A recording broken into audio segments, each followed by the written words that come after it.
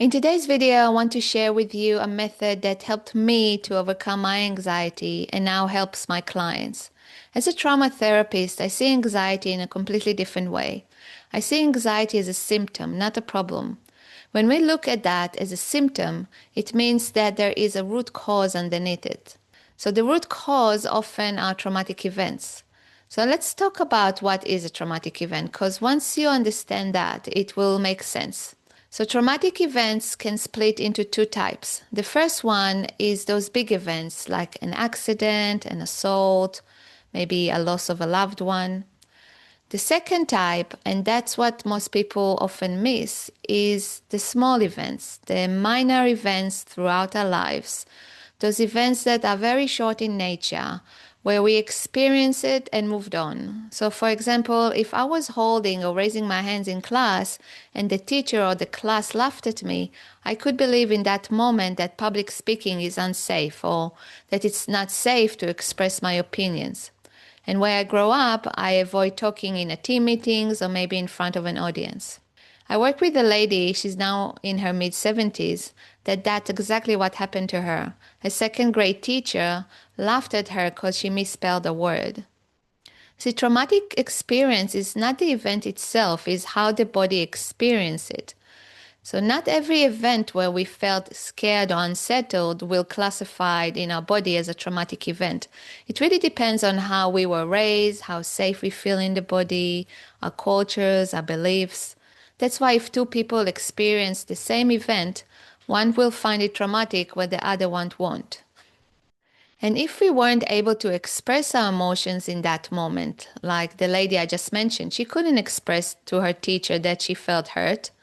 If we had to move on or were told, just keep going, or don't worry about it, or don't make a big deal out of it, all those beautiful sentences that are forcing us to bury our emotions, to repress them, are staying stuck in the body. In some situations, when we can't respond or need to move on or not having a space to process what happened, it might bring us a different kind of beliefs about ourselves or about relationship with the world. And those beliefs are not necessarily true, but during that moment, it gets stuck in the body. And all these emotions and beliefs are accumulating in the body. And I want you to think like you have a big pot in the body. And every time you experience a traumatic event, you push it down into that pot and put the lid on. Once the pot is completely full, when it's bubbling, it's steaming, that steam is your anxiety. And all the events that can no longer stay in your body, they want to come up. And they might come up as anxiety attack, maybe panic attacks, maybe constant pressure in your body, even as an autoimmune system disease. So I hope you start to understand what I mean by when I say that there are reasons behind your anxiety symptoms. So what should we do? How does it help you to overcome your anxiety? Well, the first thing is to understand that this is not something you need to fix or nothing is wrong with you. This is very important. The second thing is that I'd like you to see your anxiety from a completely different angle. There's a beautiful quote from Dr. Wayne Dyer that if I was brave enough to tattoo it on my arm, I would. And it goes like, if you change the way you look at things, the things you look at change. This is a quote I carry with me not only to help my clients, but in life in general. And I'd like to encourage you to think of your anxiety in a completely different way, not as your enemy, but as an old friend that is still waiting for you to pay attention, to listen, that tries to communicate with you in an only way he knows how, by bringing up those emotions and sensations in your body. When we look at anxiety in a different way, we can be curious about it, and that's the third thing you can do to help yourself feeling much less anxious. When we bring curiosity to the body and ask that part, what are you trying to tell me? What are you trying to protect me from? What emotions are still there? That starts a completely different conversation. It brings more compassion rather than pressure to get rid of it. I hope you can see the difference.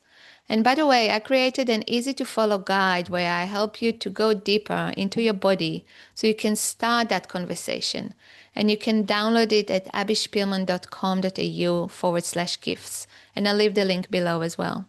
When you go to your body and ask those questions, you might not get all the answers straight away, then that's okay. But when you approach your anxiety with curiosity, it creates a space where your body feels much less tense. I just spoke with a lady today who has been struggling with anxiety for quite some time, and she realized that nothing is wrong with her. Her body is just responding to past events that are still in her system. That gave her freedom from self-judgment, a freedom from the pressure to get rid of her anxiety. She now sees her anxiety not from the narrative that she's doing something wrong, but from the understanding there is still stuff that she must go through to free her body and to help it feel safe again. Traumatic events, especially if they occurred in our first 7 years of our lives, will shape the way we live our lives, our decision-making, our patterns. And if our body didn't feel safe because our needs weren't met, that's, by the way, another traumatic event. Maybe you grow up in the best loving home and your environment wasn't safe. Your body might still feel unsafe. And that's, by the way, was underlying reason for my anxiety. I worked with a lady that grew up with a narcissistic mom and was bullied by her brothers numerous times during her childhood. And when we started our session, she mentioned that her body feels tight, and especially the right shoulder feels very tight. When we explore what's behind her anxiety, a very strong sense of anger came up. She realized that she's been carrying that anger throughout her life. She's now in her mid-60s. And once we unpacked that anger, slowly opened that lid and peeked inside what's inside that pot in a very safe way, we brought some closure to that emotion. And she noticed straight away that her shoulders feels much more relaxed and less tight. And she mentioned that she had all those tests done on that shoulder and nothing ever came up. And she never even thought about it, that it could be an emotional pain. So I hope you can see how this approach frees you from being stuck in your own head. When we experience anxiety, we have similar symptoms, but the reasons behind those sensations are different.